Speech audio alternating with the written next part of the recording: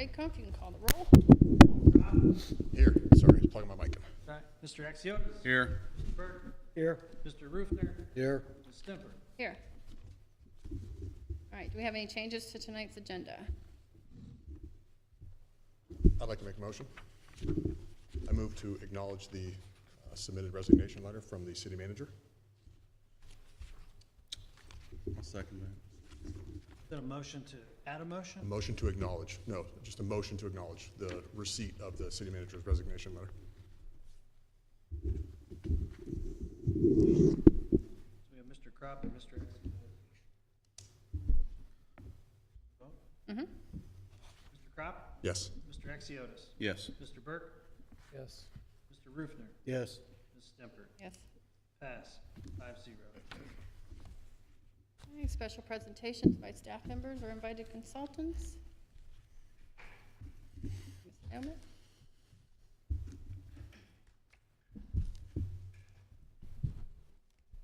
I don't know if this is on. Yeah. Good evening, members of council. I'm just here to give a quick update on annual balances and the February monthly update for when we closed. 2025 was closed with the general fund unexpended cash balance of $1,041,486.22 and an unexpended cash balance in the general fund reserve of $172,699.36. Tax collections totaled $1,150,409.46. Revenue collections totaled $16,728,735.38. Expenditures dispersed totaled $15,573,303.86. We closed February actually on Monday. The general fund closed with a total unexpended balance of $926,435.88. Please note that this is without completing a cost allocation. General fund reserve closed with a total unexpended balance of $176,042.58. Total taxes collected as of the closing of February are $172,322.42. Total revenue collected as of the closing of February was $2,562,568.23. Total expenditures dispersed as of the closing of February are $2,062,651.89. The 2025 financial statements were filed with the Hinkle system at the State Auditor's Office on Monday, March 2nd, which was before the deadline. If you guys have any questions on any of the reports that I've sent over? Council, does anybody have questions? 1 second. Oh, 1 second. I'm glad you mentioned that. I wanted to pull some up. There was something in the council, I don't know if you can hear me, in the council report. And it was just had to do with office, print, copy supplies, and the budgeted amount was $1,445, so $1,400.45. Or I'm sorry, $1,445.00. And it looks like there's an unencumbered balance of $2,555. I just wondered if there was An encumbered balance or unencumbered? unencumbered, but it has a negative. It has a there was an encumbered amount of $3,889 for a negative, I would assume would be a negative balance of $2,550. The encumbered balance is just an open purchase order that's out there. Okay. For possible supplies that are needed for council. We usually just open one. If it's not spent at the end of the year, it's unencumbered and put back into the budget. Okay. And that's just over what's already appropriated for the budget? Correct, Okay. yeah, if it's needed. Very good. That's all I had. Thank you. Okay. Thank you. Thank you, guys. Have a great night. Thank you. All right, public comments, agenda items only. You have 3 minutes. State your name and address, please. Anybody?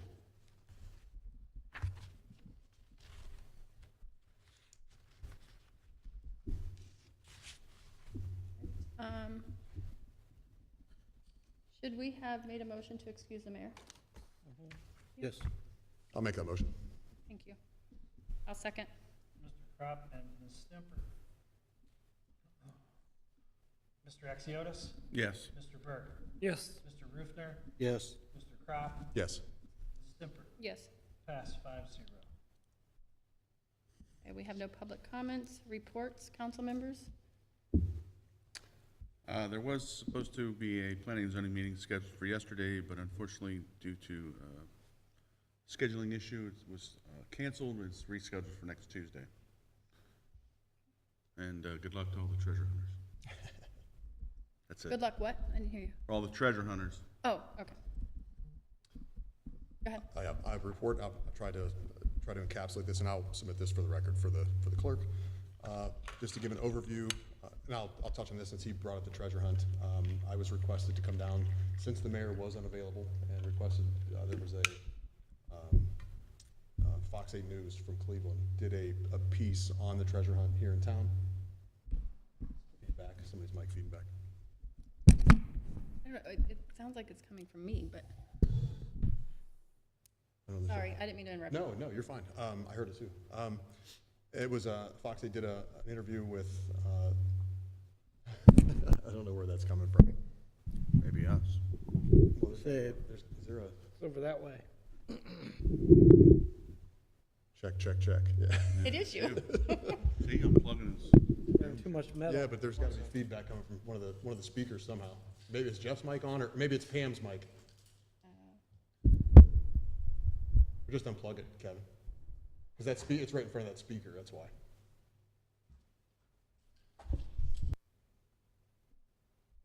Check 1, check 2. There we go. I think that solved the problem. Okay, Thank try you. this again.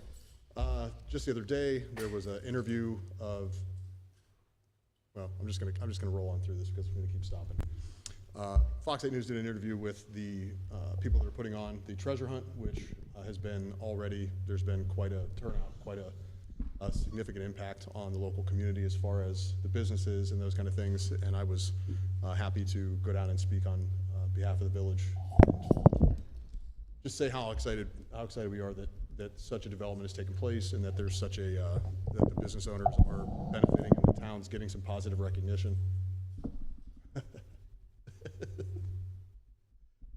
Is it on or is it unplugged? It's off. Is Jeff's mic on? Is the law director's mic on? It should. I mean, it doesn't do that anyway. That's so strange. I don't know what's. Still there, I don't know. No idea what's going on because there's no speakers behind us. I don't know. Sorry to anybody that ends up listening to this.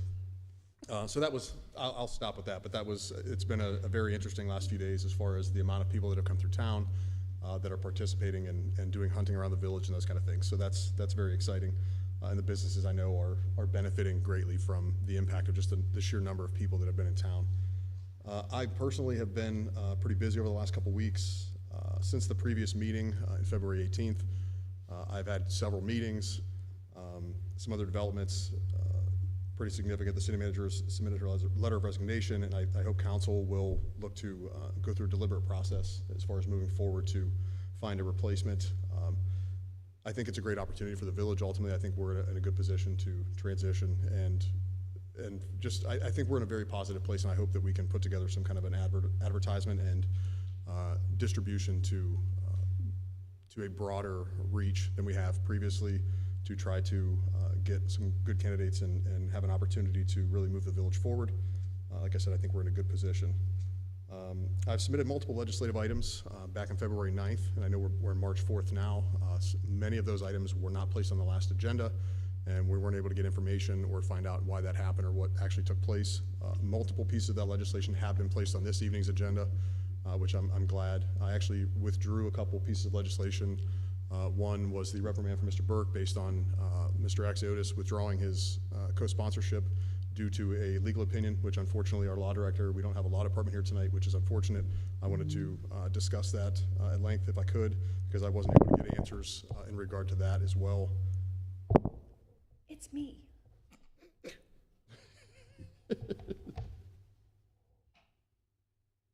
Well, I'm glad we figured that out. No, it's Turn yours off and turn in Dave's on. I don't know how to turn it off. these have off switches.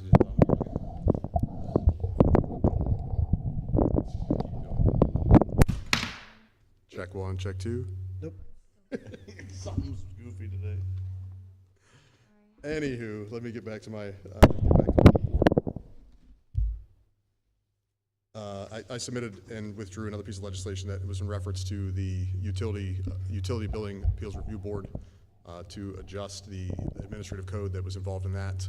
When I submitted it, it was not placed on the previous agenda due to being told that it was under legal review. Well, it was placed on this agenda for tonight, and it had not been reviewed at all. I still have not received a single email or communication from the law department in regards to reviewing legislation or anything that I've submitted.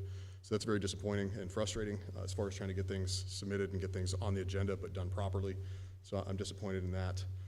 I did have several constituents reach out. I had a Ward 1 resident reach out in requesting information about the Aclara meters that we've had installed previously and asked about what he believed was one of the previous city managers had talked about some functionalities that were available that people would be able to remotely monitor or be able to monitor via application or a cell phone device or something along those lines, but that never came to fruition. So I reached out to the city manager, who then reached out to the utility department and confirmed that that was a functionality that was spoken about or presented at some point, but it never came to fruition, and I did not really get a clear answer of why it didn't happen or if it could still happen. So I let that resident know that it's kind of still up in the air, but it was something that was spoken about, but it just never came to be, and don't really have a clear answer why. If we get more clarification, I'll provide that to him when I find out. I had another resident reach out about dog barking, about nuisance dog barking, and I shared one of our codified ordinances that refers to dogs barking, loud noises, those kind of things as far as nuisances are concerned, and just let that person know that they could reach out to the police if there was an ongoing issue or something they could address, and that hopefully our police department would address that. I had multiple meetings, as I mentioned, over the last couple weeks. One of the meetings that I had was with Mr. Jim Kinnick, who's the executive director of Eastgate Regional Council of Governments, that I met through the Youngstown Warren Regional Chamber, the events that I've been attending, the 4-part local government leadership academy that I've been attending. I've attended 3 of those so far, and the 4th one will be this Friday. They've been very good meetings. They've been excellent for networking and just meeting people, building relationships. Those meetings led to this meeting that I had with Mr. Kinnick, and I sat down with him and his staff down in Youngstown. He's on the 10th floor there in downtown Youngstown, and I had a very productive meeting. I presented something that I've been working on myself, which is a large project that I'm trying to put together for the community. I have not presented it to the full body of council yet because I want to get feedback from as many different bodies as I possibly can to try to make it as tight and as sharp and as well put together and well structured and organized, with feedback and review and opinions from experienced, knowledgeable, intelligent people. So far, the feedback I've gotten from the people that I've shared it with has been very positive. I'm very hopeful that hopefully over the next months and years that it will be something we'll be able to do for the community at large and will benefit not only Newton Falls, but also benefit the entire region, potentially the state, maybe something nationally. So I'm very excited about that. I'll provide more details. If anybody's interested in that, reach out and let me know. I'm more happy to provide more details once I've gotten some more feedback. But again, that meeting was very positive. Just this morning, I had a meeting with the City of Columbiana's city manager. His name is Mr. Lance Willard. He's another individual that I met at one of the local government leadership academy meetings. Again, a very productive meeting. I met with him, and I met with a woman named Roberta Streifert, who works with the organization she works with is called RCAP. It's the, excuse me, the Rural Community Assistance Partnership. It's a nonprofit that provides training, provides education, provides custom frameworks and roadmaps for communities to try to get grant dollars potentially or assist in those types of things and help with developing plans and procedures for how communities can better get engagement from the community, which I think is something that we need very much, is to encourage and re-engage the community with the council and with the administration, to care and to speak out, share information, feel comfortable providing suggestions and recommendations and get positive feedback and those kind of things. It was a very positive meeting. I learned a lot. There was a lot there. Mr. Willard he had a presentation all ready to go. Columbiana has done a lot of great things over the last several years. They've brought in a lot of business. They brought in commercial development. They've developed multiple parts of their town. It's very akin to Newton Falls, just the style and look of their community. Even so much as they had one of the slides that he showed was they had downtown lighting, they had downtown music, and downtown flower baskets, like hanging flower baskets. Similar things to what we have here in downtown But we have some very unique assets that I don't think we take advantage of, and we haven't for a long time. So I think we're unique in that respect. But a very informative thing. The other thing I have is I know we have tonight on the agenda, I believe, is the pole attachment agreement was something that's been on the agenda for the last month at least. And I believe that what's on there is the exact same thing that was on the last meeting. It doesn't look like there's been any review or changes or alterations to the language or the grammatical errors or anything that's on there. So I know we'll be discussing that at some point. And then I think I mentioned the Utility Billing Appeals Review Board. I submitted a piece of legislation to address the administrative code, but I withdrew that because the legislation that I submitted didn't appear to be reviewed in any way, shape, or form, and I haven't heard anything from the law department, so I withdrew that. I wasn't comfortable with it being in the format that it was in. I was hoping to get some review and some feedback, and I didn't get any. So again, I hope I'll be able to address that at the next meeting, hopefully, and address that administrative code section. That's all I have, Chairman. Thank you. Thank you. Mr. Rifner? Mr. Clerk. So I don't have any reports, but however, I am Thank you, sir. displeased about the one piece of legislation that a council person wants to reprimand me for my freedom of free speech, that I did not want to act on something that was controlled by the Federal Housing Act, because I believe that by acting on that could cause lawsuits by the FHA, and I don't think the person did their research, and I believe that person also spoke on the other side out there when he was at the Pew area about the charter was wrong and this and that, and then now when he's on this side, he wants to say that the charter reads this way. Well, you can't have it both ways, and I feel really displeased that somebody wants to reprimand me, or whatever it's called, for having freedom of speech. Also, I'm displeased that our city manager is leaving. She's worked very hard. We're not going to find somebody like that. We're just not. And having a person that believes that they're above the law and forcing some people out, such as their city manager, I just think that's wrong. I just think we need to try to find a way to keep her. I know she put in a resignation, but you're not going to find another city manager like that. And other council people around the area, Warren, Lordstown, Garrettsville, Gerard, no council member, even Warren, Helen Rucker, Julius Oliver in Youngstown, who makes $30,000 a year as a council member, none of them have an office in City Hall. I just think that's wrong. You know, you're overlooking people. Point of order, Chairman. Point of order. You're standing there watching point of people order, work Okay, all day long, and I think it's wrong. Mr. Burke. Okay, thank you. Go ahead, Mr. Rifner. That's all. Mr. Rifner. Just real quick, the Hometown Hound reached out to me, or actually I believe this email went out to everybody on council. They are having a fundraising event to support the F5RS Rabbit Rescue on March 29th from 11 a.m. to 2 p.m. Basically what that is they bring in therapy bunnies, therapy rabbits, and they will have them up at the shop, and they are offering up people to come in, have their picture taken with the therapy rabbits for Easter. This is not open to dogs. So, you know, when you have rabbits, do not bring your dog. But they are additionally on April 4th going to have another event where they're going to have an individual in costume for Easter. You can bring your dogs up, get your picture taken with your dog, your kids, whatnot. But that is on April 4th for the dogs. That's pretty much all I've got as far as what was forwarded out to us. So, Just real quick, our fire board meeting will be March 17th at 6 at the Township Hall.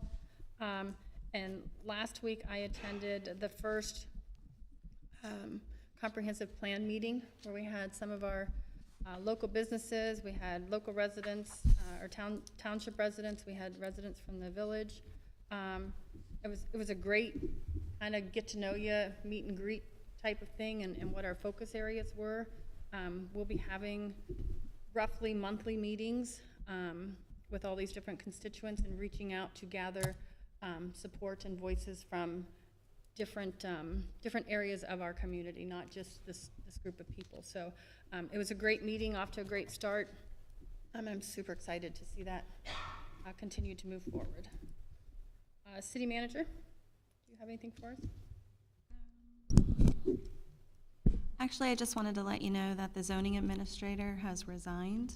His last day will be March 13th, and he's going to be on leave until that point in time. So we will be looking for another position with the administration. So if there's anyone out there that would like to be a zoning administrator, please send a resume to the city. That's all I have. Thank you. Thank you. Approval of previous minutes. Do we have a motion? I'll make the motion. I'll second. Mr. Exiotis and Mr. Rufner. We have discussion?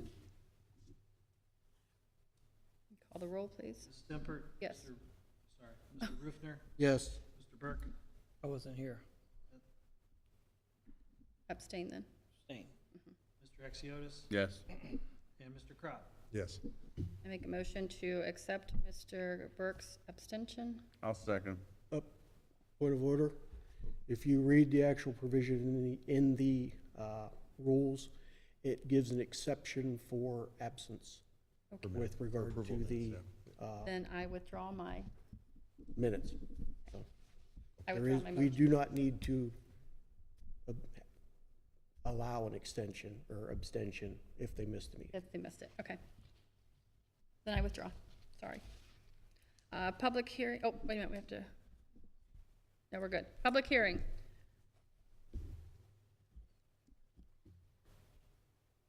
Like me to read? Gonna Yes, read it? please.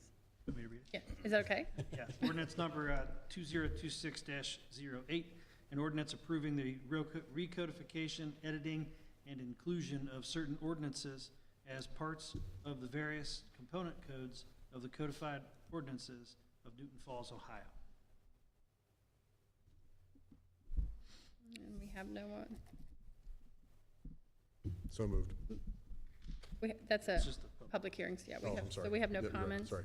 Apologies. Moving on to unfinished business, we have ordinance 2026-07. Ordinance 2026-07, an ordinance authorizing the city manager to enter into a pole attachment agreement. A motion? I'll second it for discussion, I guess. Nobody's moved it to the floor? There was no motion. Yes. There's no motion? No, There's no I'll make the motion to discuss, so. Mr. Exiotis. I'll I second to will- discuss, I'll second to okay. discuss, yeah, I'll second as well. Crop. Mr. Axiotis? I mean, it's the same thing I've seen now for like the third meeting. And I think, I got an email from Mr. Evans earlier, I think today it was, or yesterday, I can't remember what Yesterday. day, where he was talking about some confusion and, so I mean, I'm not sure what I'm missing, why it keeps coming back to us here exactly the way it was. I think this is the third time, right? Like- Can I address? Yeah, I'm just, Anyway, so I reached out to Mr. Evans because I've had multiple conversations with him, and then I also reached out to Mr. Limbian. Because yes, it's the same exact legislations we've seen for 2 or 3 meetings yet, and we sit up here and talk about it. So, Mr. Evans said that what was presented, he was still okay with. But in talking to Mr. Limbian, he said now that he has all this information and different things, that he was going to, my understanding was fully rewrite this. I asked for a time frame, and he said it would be on the next agenda. So, should, I mean, so at this time, if he's rewriting it all, go ahead. I'd like to make a motion to remove this item from the agenda. I will second. Can I ask a point of information? Yes. Request of the city manager, do we know where the law director is, why we don't have a law director present this evening to discuss this? He said he was unavailable. I asked him to please show, and he said he was unavailable for tonight. And this is just, again, another question, as the executive administrator, isn't it, that you requested he be here and force? So he just basically told you no? He said it has been removed from his duties, and I said the law director should still appear. And he said, well, unfortunately, he had made plans that he could not reschedule for tonight, but he is going to attend future meetings. Okay, thank you. That's all I have. Welcome. Did you get a second? Yes, Okay. we ready? Mr. Crop? Yes. Mr. Exiotis? Yes. Mr. Burke? Yes. Mr. Ruther? Yes. Ms. Stemper? Yes. Pass. 5-0. And moving on to ordinance 2026-08. Ordinance 2026-08, an ordinance approving the recodification, editing, and inclusion of certain ordinances as parts of the various component codes, codified ordinances of Newton Falls, Ohio. I'll make the motion. A second. Mr. Exiotis, Mr. Crop? Discussion? If I may? Go ahead, Mr. Crop. Mr. Clerk, this was just the long list of recodifications that we discussed and took off as an emergency, and this is just a continuation of that, correct? That's correct. Okay, thank you, that's all I have. Any more discussion? Mr. Clerk, call for roll. Mr. Exiotis, Yes. Mr. Burke, Yes. Mr. Ruther, Yes. Ms. Stemper, Yes. Mr. Crop. Yes. Pass. 5-0. Okay, moving on to new business, we have ordinance 2026-08. Ordinance, is that 09? 09. 09, sorry. Ordinance number 2026-09, an ordinance amending the administrative code of the Village of Newton Falls to add a new section governing procedures for requesting abstentions and failure to vote by members of council. So moved. I'll second. Mr. Crop, Mr. Axiotis. Mr. Chairman? Go ahead, Mr. Crop. This ordinance was prepared and created to address the previous situation that we had, when Mr. Burke abstained and we voted to not accept those abstention votes twice. And it's not a reflection of Mr. Burke's vote necessarily, it's just that the charter, when the charter was amended to create this rule, basically, when this was created by the Charter Review Commission and then voted on by the people, unfortunately, it was very ambiguous and not complete in its description of how to handle certain situations when the situation that took place with those couple of votes, there's no explanation of what to do in certain situations. So this ordinance was created in order to address that, so that in the event of certain situations, basically hypothetical situations where in that particular case, it was a majority vote to not accept those votes, but there could be a case where a person abstains and then there could be a split vote, and that could trigger the mayor being the one to decide ultimately what the determining vote would be, which shouldn't happen based on a failed abstention. There's a whole list of things, there's possibilities that could take place that were not articulated or spelled out or worded in the charter when that amendment was passed. And unfortunately, there's a number of things that are like that. I think the intention was good as far as what the amendment was when it was added and created and voted on by the electorate, but unfortunately, when something's left ambiguous and it's not clear and spoken on, we end up with a situation where no one knows what to do ultimately, and it leaves us open to all kinds of different interpretation issues and inaction or improper action or improper procedural things. So that's what this was created to do, and this piece of legislation is actually, if the charter is ever changed or amended, or there's any kind of judicial review or somebody challenges this, this piece of legislation was written to then nullify, essentially. It won't need to be repealed or edited or changed or revisited down the line. If there's a change, it would just simply no longer have effect. So I try to be a little bit more forward-thinking when it comes to creating these types of things. And I think that's, hopefully, we can do that moving forward if we make changes or make adjustments, that we're not just thinking reactionarily in the moment, but trying to think a little bit further ahead. So that was what the purpose of this amendment is, and it addresses that type of issue. That's all I have. Thank you. Mr. Ruffner? For the purpose of discussion and going through this, I would like to request we suspend the rules of council. I'll second that. Crop to suspend rules. Mr. Burke, No. Mr. Rufner, Yes. Ms. Stimpert, Yes. Mr. Crop, Yes. Mr. Exiotis. Yes. Pass. 4-1. Hey, Mr. Riffner, do you want first address since you were? Well, actually, what I would like, if Mr. Crop will entertain this, I would like to go down through this section by section, article by article, because there are questions that I have and possible amendments I might be offering up per section. And I also have some serious concerns about conflicting information in the charter versus what is being presented here. As well as just seems like there's a whole lot of stuff in the way of nothing. So, Kevin, can I jump in for just 1 second? Is that this, I will say this, of the legislation I submitted, this one actually went through the law department.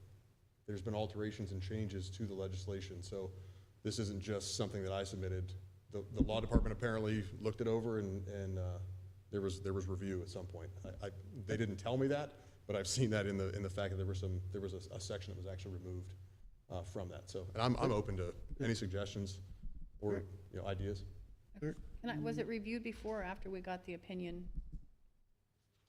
The opinion on specifically. on the abstaining? Well, the abstention, as far as, I can't speak to when it was reviewed, because like I said, I've not had any communication with the law department whatsoever, so I don't even know who's in our law department or when they reviewed it or who particularly reviewed it. I just know that there was alterations made, so I'm gonna make an assumption that it was reviewed by the law department, the law department changed it. Like I said, I've had no official revision, suggestions or recommendations, no approval sent to me as far as, hey, we think you should change this. What do you think? It just was changed. I didn't have a problem with the change that was in there, so I can't speak to that. But I will say, as far as the opinion that we received, I don't, maybe you can, I don't know that the opinion itself applies to this. This is just a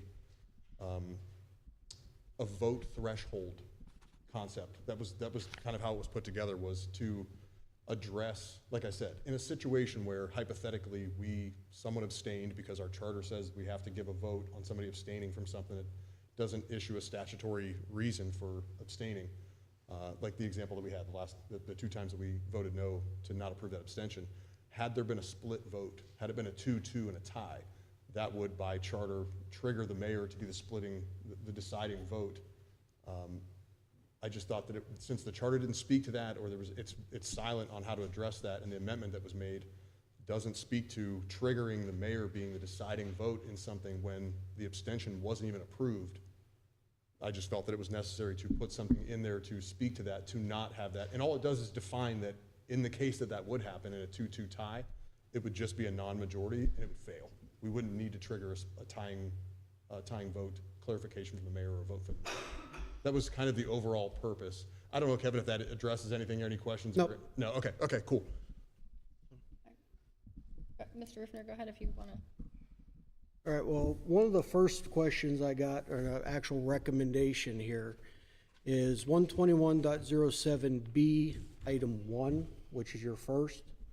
Request to abstain. Any member of council who seeks to abstain from voting during a roll call vote shall clearly state the reason for the requested abstention on the record.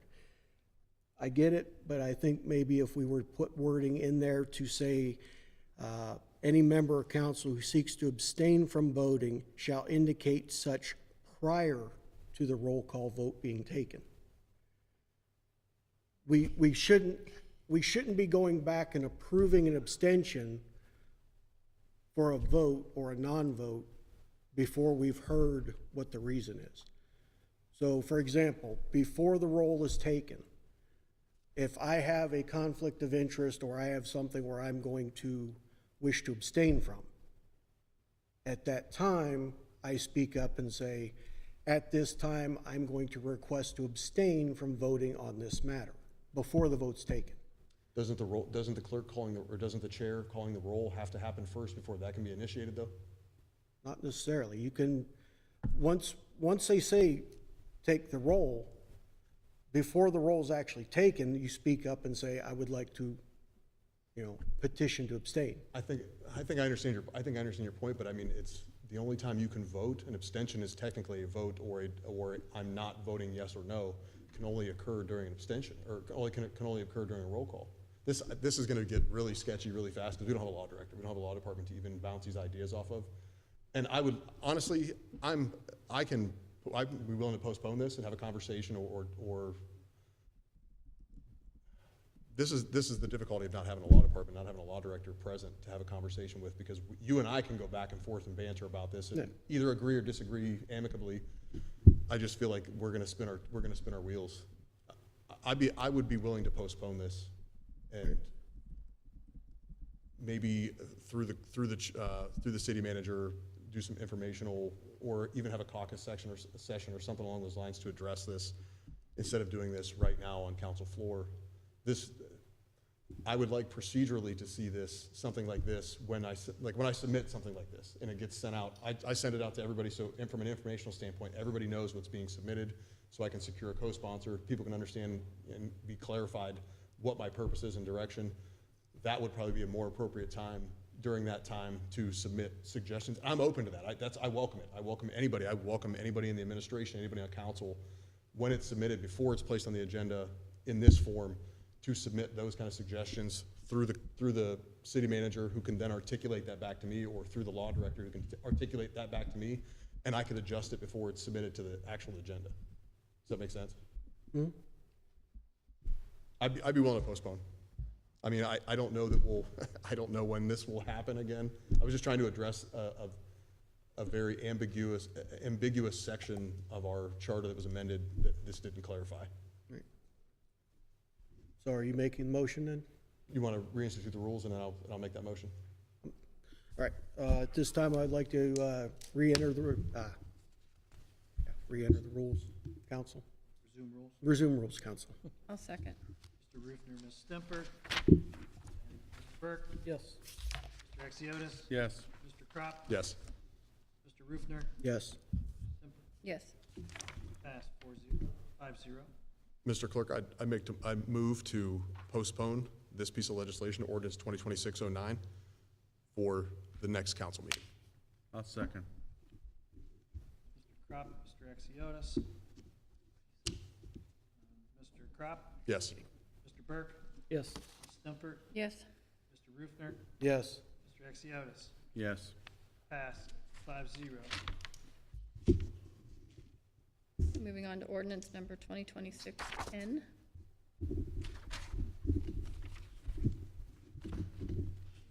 Ordinance 2026-10, an ordinance repealing certain provisions of Chapter 121 of the codified ordinances of the Village of Newton Falls to ensure constitutional compliance, alignment with state law, and legal defensibility. So moved. I'll second. Crop, Mr. Axiotis. If I may, Chairman? Mr. Crop? Thank you. This is another piece of legislation that I submitted. This is something to clean up a section of our administrative code. Multiple pieces of that code, and the law director has provided a legal opinion on this as well, do not seem to align with some of our Constitution, and there's also some conflicting sections in there, which, I'll be perfectly honest, two of these sections that are going to be struck from this potentially are pieces of legislation that I submitted back in 2021.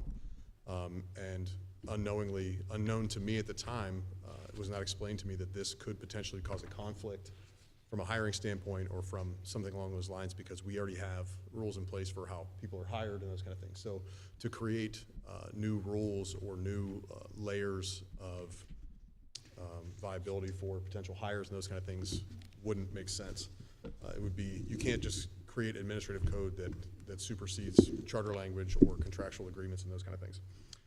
And then other sections are and were what appear to be very clearly potential violations of Constitution. And that would be First Amendment of our Constitution and the Fourth Amendment, the foul and abusive language, the drug place, or the drug testing, drug-free workplace, and those other sections that in the agenda, or I'm sorry, in the council packet are redlined.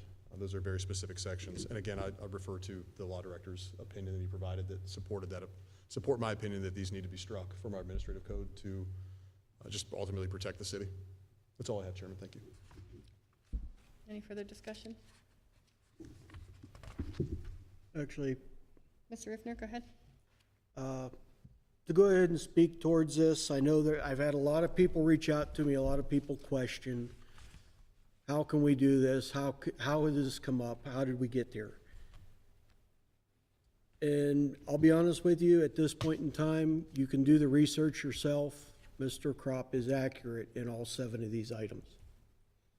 I've went through all 7 items, broken them down, and it's either a violation of freedom of speech, or it's improper search and seizure, or category after category. Do I agree with them? No. No, I don't. I think out of the 7, 5 are good. I'm good with them. A lot of people that I talk to are good with them. But unfortunately, legally, we can't do them. If you do them, you open yourself wide open in this community to lawsuit after lawsuit after lawsuit. One of the biggest ones is the city drug-free workplace policy. I have absolutely zero problem at all with drug tests. I'm tested at least monthly, if not more than once monthly. I have no issue with it. Do I think that members of council, elected officials, so on, should be held to the same standard? Absolutely. But legally, it does not hold up. Under current U.S. law, drug tests for elected officials are not valid as standard requirement. They would need to meet strict constitutional and legal standards, and even then would be limited to specific, narrowly defined circumstances. In practice, such tests are rare, voluntary, or politically contentious.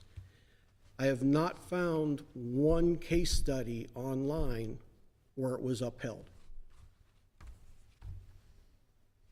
I'm not going to open this community up to a potential lawsuit because somebody doesn't agree. There's other ones in here for foul, abusive, and profane or use of profane or obscene language. Absolutely, I think that's legit. But unfortunately, pull up the case law. You can't stop it. It's called freedom of speech. You may not like it. You don't have to like it. But at the same token, there are consequences for certain actions and certain statements that we can fall back on. The Ohio Revised Code 2917.11, 2917.12. It's the disorderly conduct and disruption of a public meeting. We can follow up on those. Those hold serious legal ramifications. Yeah, you can stand at this podium and, basically think you can have a free-for-all, but it's not. Because point blank and honest, abusive, threatening, or personal attacks, making false or defamatory or slanderous accusations can lead to civil lawsuits. So if you're going to stand at the podium and you're going to accuse somebody, be correct. Standing back and going, well, that's what I was told or that's what I heard, you still said it. So it's not a free-for-all, but as Mr. Kropp says, it's freedom of speech. And anything we do to stop that, we're liable. We will lose that court battle. Part of what we're doing up here is trying to protect the community, trying to protect the interest, both, financially and reputation-wise of this community. So, while I don't agree with it, I don't like half of these that are on here, Mr. Kropp is correct. So, That's all I've got. Further discussion? Yeah, anybody else? I'll take a second. Go ahead. I appreciate that from Kevin. It's an odd way of saying it, I think. I appreciate it. The only thing I don't disagree with is the unfortunately part. The Constitution is the Constitution, and I don't think it's unfortunate. I think we already have laws in place, and there's redundancies and those kind of protections and stuff that you alluded to as far as defamation and slander and those kind of things. I think those things are all very clear. I don't think it's unfortunate. I think exercising our rights, and I encourage everybody out there, everybody up here, Mr. Burke included. I know he thinks that there's a First Amendment issue. It's not. I encourage and welcome. I encourage people to please exercise your rights. They're not guaranteed. There's no guarantee that we will have those rights. If you don't exercise them regularly and stand your ground when it comes to your rights, you will lose them. So it's very important to acknowledge, understand, and exercise those rights regularly as often as possible, because they are not guaranteed. There's no promise that tomorrow will include all of these rights or that our Constitution will hold. It takes people to exercise those rights on a regular basis, and I welcome it. I really do, and I think it's very important. But I think it's important to protect our village from any kind of potential lawsuits or anything along those lines based on this. And I think a lot of this language that was placed in here had to do with reactionary behavior from previous iterations of administrations and council. And it was targeted. I think a lot of it was targeted at some point to certain individuals or certain collections of people. So I appreciate Mr. Rufner's words, and I hope council will pass this piece of legislation and remove these from our administrative code. That's all I have, Chairman. Thank you. Any further discussion? Mr. Acom, can you call for roll? Mr. Rufner? Yes. Ms. Stimpert? Yes. Mr. Exio? Yes. Mr. Crop? Yes. Mr. Burke? Yes. Passed, 5-0. Moving on to ordinance number 2026-13.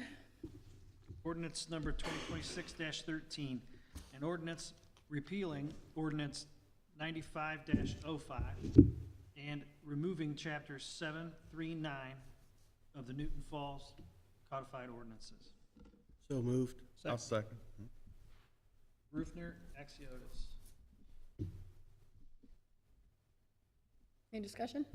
Mr. Axiotis? This is one of those ordinances that has been around forever, and fortunately or unfortunately, depending on how you look at it, state law kind of took the right of us to be able to do this away from us many years ago. It's still on the books. Like many ordinances, if you pour through what's out there, I chuckle because we have things on there for taxi still, and it was wrote before Lyft and Uber, and so I'm glad to see that we're kind of addressing one of the items that needs to be repealed or removed, but there are many more still out there. It was nice. I think this served a good purpose when we could negotiate with Time Warner or whoever they were, but that state just took that right away from all the communities, so. Mr. Rufner? Just to help kind of clarify this a little bit for those that aren't following, 9505 established the Newton Falls Cable Commission and authorized Newton Falls to issue franchises to local cable companies. Back in the day, it was Time Warner Cable, one of those commissions that I sat on 20 years ago when I was up here. At the time, it was valid. At the time, it served a valid purpose. We could negotiate rates, we could negotiate service agreements, we could negotiate pretty much everything with them on behalf of the community.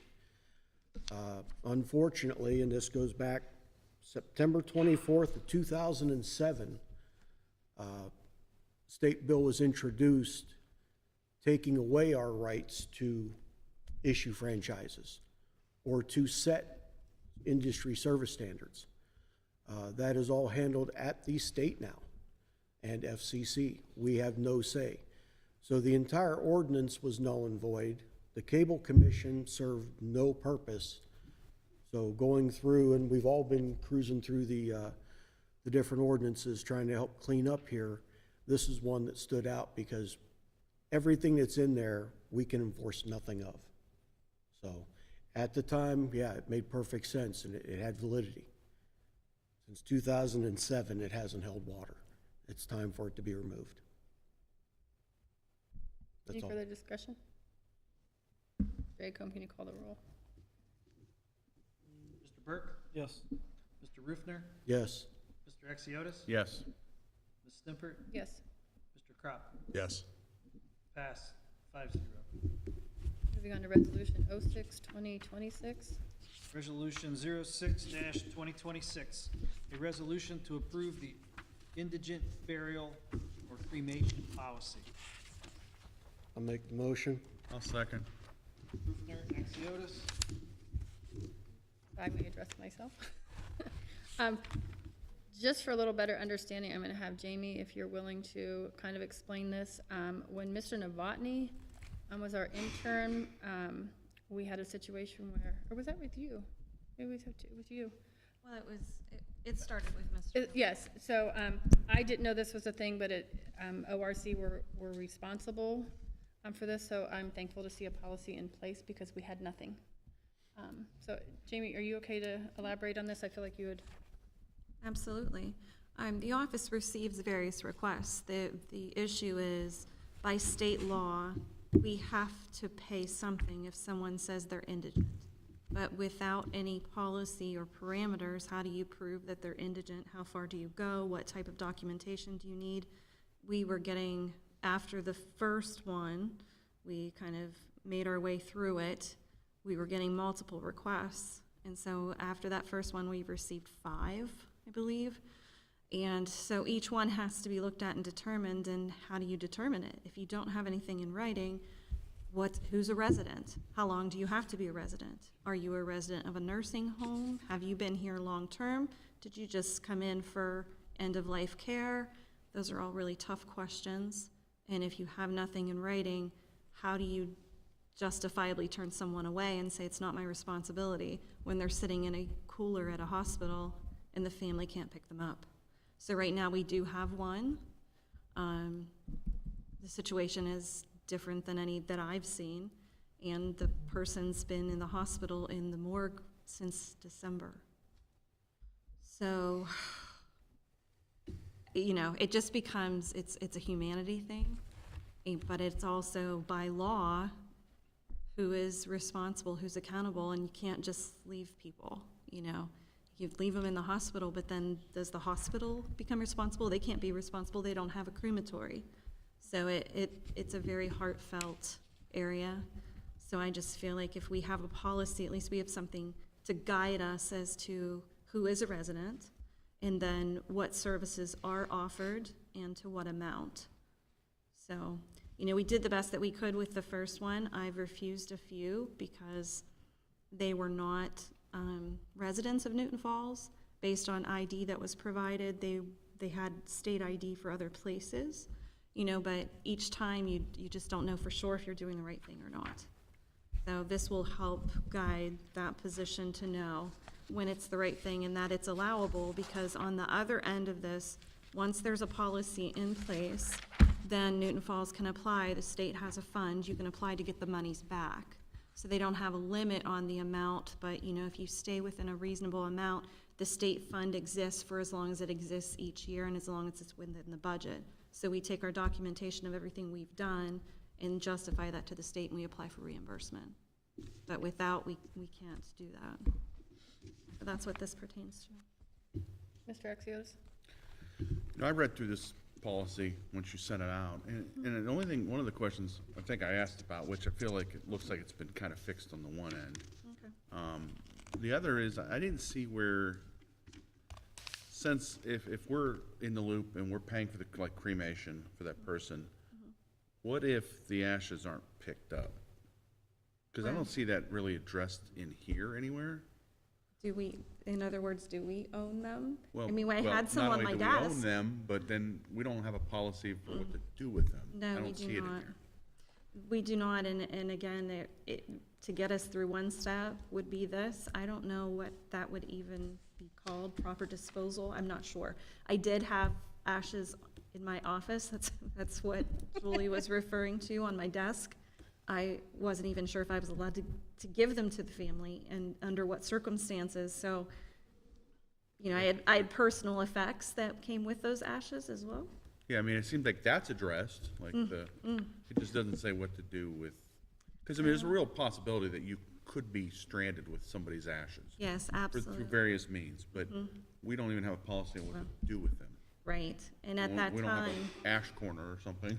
well, and at that time, we didn't have anyone to track down the family. Our police department had just started to come back, so I did have the police department try to locate some loved ones and was able to, within a reasonable time, Can we provide those explore, back. like, I mean, I don't have personally have a problem passing it as is, but I think it needs amended to include how we handle, if they're unclaimed. yeah. We'd have to I mean, see if there's an example An somewhere. ORC or something. Yeah, if maybe there's there's an an ORC ORC, Ask if code. there's some kind of a model, if there's some other community or somebody else that has something along these lines that maybe spells that out or something we could take from that and amend, like he said, maybe pass this tonight and then amend, we could always revisit, amend, and add that in to address it. Could be amended, or it might even be an additional thing, like, Right. Yeah. Might- what do we do if they're given to us? You know what I mean? Like, Those Right. things need to be spelled out because Right. they're real situations. I mean, at the time, I contacted the churches to see if they had any type of areas, that if that's what it came to. But I do believe there's probably something out there, probably by ORC code. I've read some of the other ones other cities have, and they do spell out, like, they have like a common, I don't want to say grave, so to speak. Oh my. They have a, Do they have a cemetery? well, I don't know if it's their cemetery, but they have a, Do you know what I mean? Because you would have to own The property. the property to properly dispose of. So that was our concern at the time. That's I would why assume we there's reached to probably the some kind of EPA churches. There might be some kind of EPA regulation or something as far as disposal of. You can't, I don't Yeah, think not you, just on, yeah, it has to I be just think controlled, there's yeah. more that we kind of need to talk about. yes. So we could. Good start. Yeah. Thanks. any further discussion? Thank you, Jamie, for You're welcome. elaborating on that. Mr. Acom, please call the roll. Mr. Axiotis, Yes. Mr. Rufner, Yes. Mr. Crop, Yes. Ms. Stimpert, Yes. Mr. Burke. Yes. Pass 5-0. Okay, we have public comments. Still had Oh. one motion. Oh, sorry. We have the addition of the motion? Brian's motion we had earlier, What was the to motion? accept the resignation, Motion to acknowledge. acknowledge. Yeah, to acknowledge Jamie's resignation.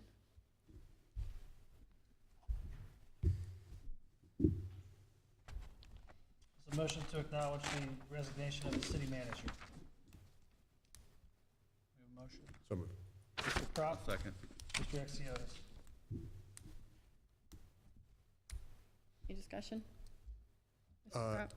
This is a formality. I will say I'm, just on this topic, I'm disappointed as well, as anybody else as far as this. Not what was intended, I don't think, as far as the situation, and unfortunate. I think the city it was moving in the right direction and not expected, but at the same time, people make their own decisions ultimately, and I respect that. And the city has, we have an obligation to move the city forward in a positive way and try to find, a direction moving forward. So that's the purpose of this motion, ultimately, just to acknowledge that resignation. Any further discussion? Call the roll, Mr. Acom. Mr. Axiotis, Yes. Mr. Burke, Yes. Mr. Rufner, Yes. Ms. Stimpert, Yes. Mr. Crop. Yes. Pass 5-0.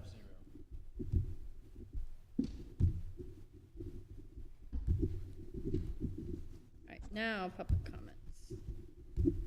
Limited to 3 minutes, name and address. You know my name, I'm not gonna give my address, that's unconstitutional.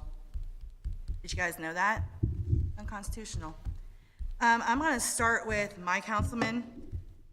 The last meeting, I wasn't here, and I shouldn't be here because I'm really not feeling good. But the last meeting, you literally said that you signed your I-9 in protest, correct? Did you know that it's not against your constitutional right? It is actually the Immigration Reform and Control Act of 1986. It is a federal form that every employer, and Jamie's shaking her head, every employer is required to have, required to do. And you about cost this town a $17,000 fine. Has he lost his ever-loving mind? And I'm mad about it because he's my councilman. I have the right to be mad about it.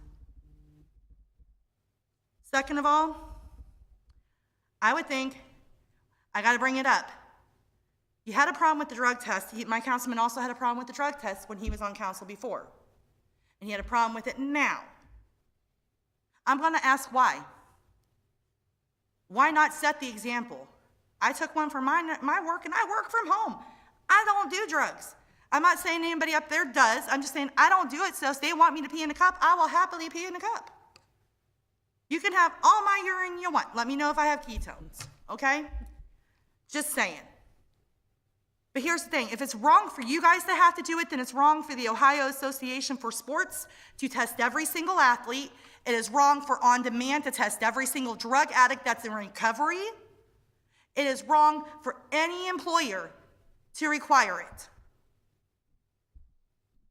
That's not gonna fly. That was put in place back in 2017, so you guys set the examples that you weren't asking your employees to have, we can't have a lineman up on the line high. That's not gonna work. They fall and hurt their back. What are you guys gonna do? First thing, you're sending for a drug test. Now make it make sense. And if you're taking Limbian's word for it, you guys should have seen him in court a couple weeks ago. I'm not overly impressed. But last of all, for the most of it, I do understand. And I think it's kind of funny that he's actually removing the Waddell and the Stemper. It's good, about time those got removed, but those were the Waddell and Stemper ordinances. We all know that. That was for your husband, the one, just, that's what they were named. We thought it was the Waddell and Alvarini. It was actually the Waddell and Stempert. But I'm going to say this. You guys just sat here and talked about the rights of the dead. Brace yourselves. You guys sat here and talked about people's ashes. But I'm going to tell you, this woman right here didn't give a frog's fat rear end when I brought my family's headstone issue to her. She said my family's grave plot may be cursed. And I'm going to tell it this way. I'm glad you guys put it on record because now you guys bought yourself a lawsuit.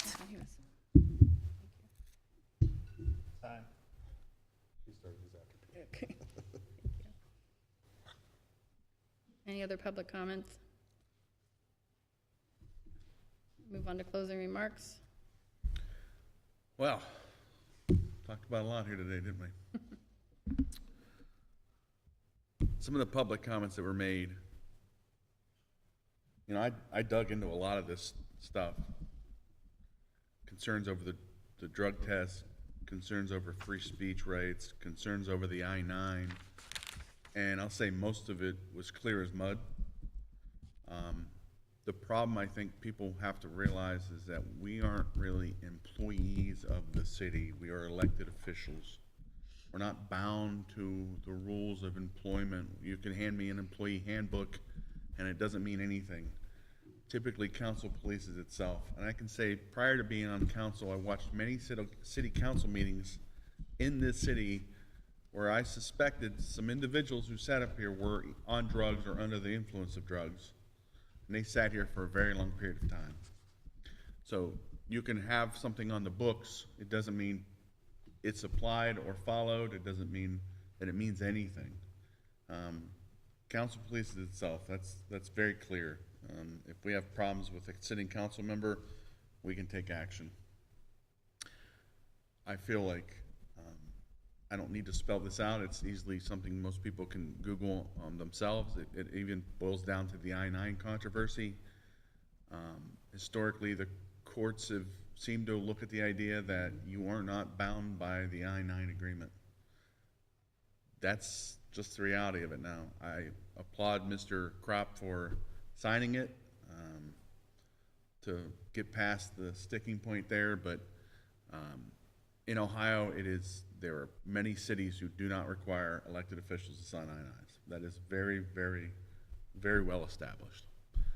But you can ask a lawyer and he'll give you his opinion. It could be on the opposite side. So it's not very clear. It really isn't.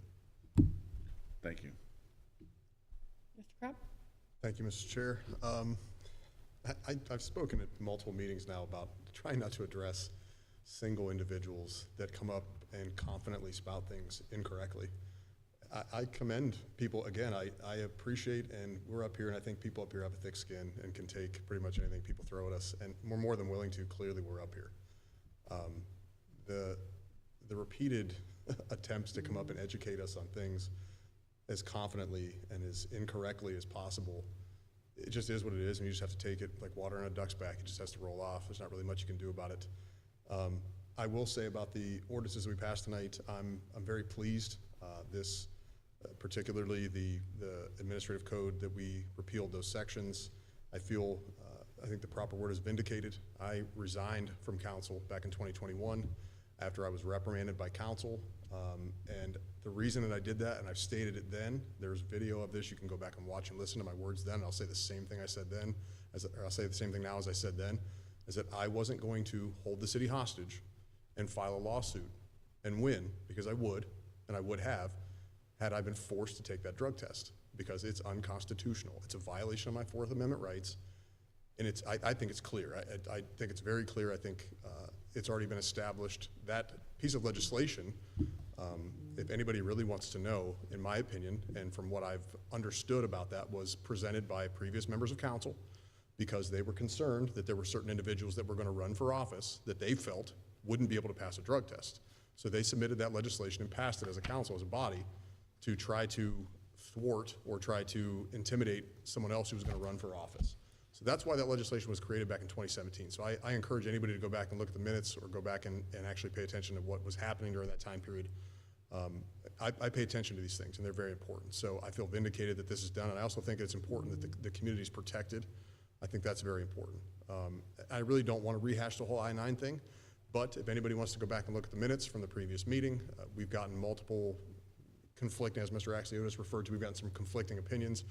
But what's not conflicting is I prepared a document and submitted it to the minutes last meeting. It was a 9-page memorandum that I put together, and it was filled with Attorney General's opinions, Ohio Attorney General's opinions, dating all the way back to case law from the 1800s, the end of the 1800s, all the way into the mid-60s and into the 2000s, that this situation, when it comes to determining public officers versus employees, is very clear. There's a clear legal distinction. I did submit and file that I-9 under protest because I was forced to. I didn't want to, but I did, because as Mr. Axiotis alluded to, I want to get down to business. The city business needs to be taken care of, and needs to be handled, and I'm not going to hold it up over some silly document. Even though I was put on the ballot and elected by the public, and elected by the electorate, and was vetted and cleared by the Board of Elections by law, I had to be an American citizen to even be on the ballot. So again, to have to address these things over and over again to one of my constituents who so confidently comes up here and spews things incorrectly, again, I welcome it. Come up here and spend your 3 minutes. If you want to come up here twice a month and spend 3 minutes and drive all the way over here just to yell and scream at us and make accusations and make comments, please be my guest. We have business to handle and take care of, and I'm proud to be up here. I'm thankful that I'm up here, and I'll continue to do the business of the village as we move forward, and I will be happy to address anything that I think is incorrect, and I'll articulate my position and why I feel that way, and I'll provide supporting materials and all those things. I won't just spout things off based on emotion or based on what I feel. So that's all I have, Mr. Chairman. Thank you. Mr. Burke, Mr. Riffner? So the only thing I would like to see if we can try to do is help out, bring the police uniform allowance up. Some of the police officers had asked us, or me, to try to bring that up to the attention of the administration, and also council. So, over the next several weeks, I'd like to work on that, to bring it up to the same level the electric department, some of the other departments have. That's all I got. Mr. Riffner? Real quick, just a kind of a public reminder. There is a lot of goings-on in town with the treasure hunt. The information was put out very clearly, the do's, the don'ts, what you can expect, what not to expect. The village administration, city manager specifically, has been getting blown up with calls about people climbing on the covered bridge, in the covered bridge, under the covered bridge, and many other places that are not appropriate and even specified as not part of the local community treasure hunt. You know, there are certain limits. While I understand there's a lot of hype and there's a lot of excitement, safety is a factor. Keep that in mind. If it looks unsafe, or, like I said, you get a wild hair, you think you need to climb to the top of the water tower, don't. But this is the type of thing that's gonna happen. So, you know, let's enjoy it, let's take advantage of it, let's have a good time with it. But let's also be respectful of people's property. Let's be respectful of the historical places and elements within this town. The library has had people going in and wanting to storm through the section that deals with the historical Newton Falls. And they seem offended because they're told, don't touch, don't pick up, don't play with. All right? It's been clearly stated those things are not part of the treasure hunt. So again, be respectful, enjoy it, but be responsible. Thank you. City Manager, do you have anything else?